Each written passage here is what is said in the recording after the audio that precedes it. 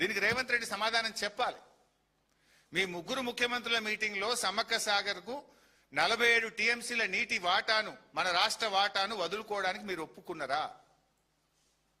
ఎందుకంటే ఆల్రెడీ మీరు కర్ణాటక మీటింగ్ జరిగిన తర్వాత, తుంగభద్ర గేట్ల ఓపెనింగ్ ప్రోగ్రాం తర్వాత అనేక వార్తలు మీడియాలో వచ్చినాయి. 47 టీఎంసీలు వదులుకుంటున్నారు అని వార్తలు వచ్చినాయి. ప్రభుత్వం స్పందన లేదు. ఇప్పుడు ఎజెండాలకు వచ్చేసింది, జీఆర్ఎంబీ ఎజెండాలకు వచ్చేసింది. ఎస్, ఈ 47 ఇచ్చేదే లేదు అంటున్నారు ఆంధ్రప్రదేశ్. దీని మీద మీ స్టాండ్ ఏంది? ఈ 47 వదులుకున్నారా, వదులుకోలేదా? What is the stand of Telangana? ఎట్లా వదులుకుంటారు మీరు? ఈ 47కి ఆల్రెడీ మేము హైడ్రాలజీ క్లియరెన్స్ తెచ్చి ఉన్నాము. ఎస్ఆర్ఎస్పి స్టేజ్ 2 అంటే ఇరిగేషన్ శాఖ మంత్రి ఉత్తమ్ కుమార్ రెడ్డి నియోజకవర్గానికి కూడా ఈ నీళ్లు పోతాయి, సమ్మక్క సాగర్ నీళ్లు.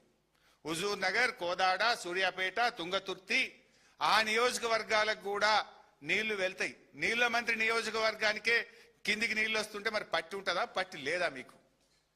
Will you respond or not? How it, అది ఎట్లా వస్తుంది ఎజెండాలో? బీఆర్ఎస్ అనుమతి తెచ్చినాక అది ఇప్పుడు అనుమతులు ఇవ్వద్దని రద్దు చేయాలని ఎజెండాలోకి వస్తే నీళ్ల మంత్రి ఏం చేస్తుండు?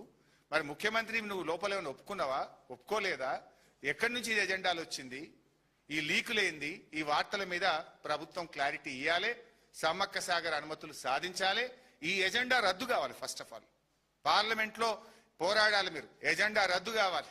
దీని మీద వారం రోజులైంది, ఎజెండా వచ్చినాక ఇది ఎట్లా పెడతారు ఎజెండాలని రాష్ట్ర ప్రభుత్వం అడగదా? మీకు వచ్చి వారం అయింది. వారం నుంచి కనీసం ఎట్లా పెడతారా, మా ఎంత ధైర్యం మీకు అని అడిగే దమ్ము లేదా మీకు? చేత కాదా? ఎందుకు మౌనంగా ఉంటున్నారు? ఇప్పుడు మేము అడగంగానే నిన్న డేట్ వేసి మళ్ళీ ఉత్తరం రాస్తాడు ఈయనగా. ఇప్పటిదాకా ఏం జరిగినాయో మేము చూసినాం. గోదావరి బనకచెర్ల, గోదావరి నల్లమల్ల సాగర్ అనేక ప్రాజెక్టుల విషయంలో బీఆర్ఎస్ మాట్లాడంగానే 2 రోజుల కింద డేట్ వేసి ఉత్తరాలు రాస్తుంటారు. డ్రామాలు కాదు, నిజాయితీగా రాష్ట్ర హక్కులు కాపాడండి, రాష్ట్ర ప్రయోజనాలు నిలబడండి. ఈ ఎజెండా నిజం కాదా చెప్పండి? ఎజెండా నిజం కాదా చెప్పండి? ఎట్లా వస్తుంది ఎజెండా?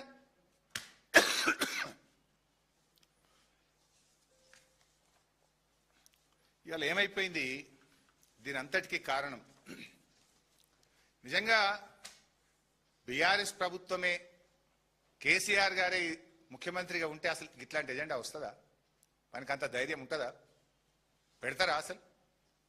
ఎందుకు ఈ ధైర్యం వచ్చింది? ఎక్కడి నుంచి వచ్చింది? మీ బంటు ఇక్కడ ముఖ్యమంత్రిగా ఉన్నాడు కనుక మీకు అంత ధైర్యం వచ్చింది. ఇవాళ ఈ ఎజెండా ఎక్కడికి వెళ్ళి వస్తుంది? ఆంధ్ర ఆరిజిన్ కి సంబంధించినటువంటి అధికారి ఇవాళ కేంద్ర జలవనరుల శాఖ కార్యదర్శిగా వచ్చినాడు కాంతారావు గారు.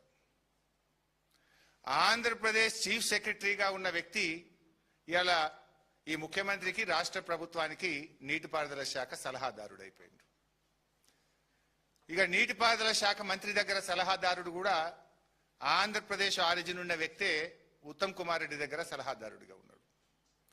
ఇక మన ఈఎన్సీ ఆంధ్రప్రదేశ్ ఆరిజిన్ కి చెందిన వ్యక్తే ఇవాళ తెలంగాణ నీటిపారుదల శాఖ ఈఎన్సీ అయిపోయింది. ఇక జాయింట్ సెక్రటరీ ఈ మధ్య ప్రజెంటేషన్లు ఇస్తున్నాడు బాగా. ఆంధ్రప్రదేశ్ ఆరిజిన్ కి చెందిన వ్యక్తే సెక్రటరియట్ లో చక్రం తిప్పే జాయింట్ సెక్రటరీ ఇరిగేషన్ గా ఉన్నాడు. ఇక మొత్తం సిస్టమే వీళ్ళ చేతులు అయిపోయింది. ఇక ఎక్కడ తెలంగాణ హక్కులు కాపాడతారు? అసలు ఏం జరుగుతుంది రాష్ట్రంలో? బీఆర్ఎస్ ఉంటే ఎజెండా పెట్టే పరిస్థితి ఉండునా? అసలు పెట్టు ఆ ధైర్యం ఉంటుందా వాళ్ళకు? ఇలా ఆంధ్రప్రదేశ్ ఇంత ధైర్యంగా మన ప్రాజెక్టులను అడ్డుకుంటుంటే నీటిపారుదల శాఖ మంత్రి మౌనం, ముఖ్యమంత్రి మౌనం. ఇక్కడ ఇంకో ఇంపార్టెంట్ పాయింట్ మీరు గమనించాలి.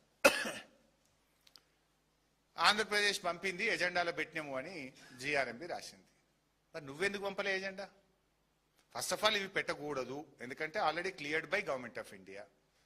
నంబర్ 2, గోదావరి బనకచెర్ల మీద నువ్వు ఎట్లా కడతావు, దాన్ని ఆపాలి, దాన్ని గోదావరి బనకచెర్ల ప్రాసెస్ సిడబ్ల్యూసి చెయ్యొద్దు అని తెలంగాణ కూడా రాయొద్దా?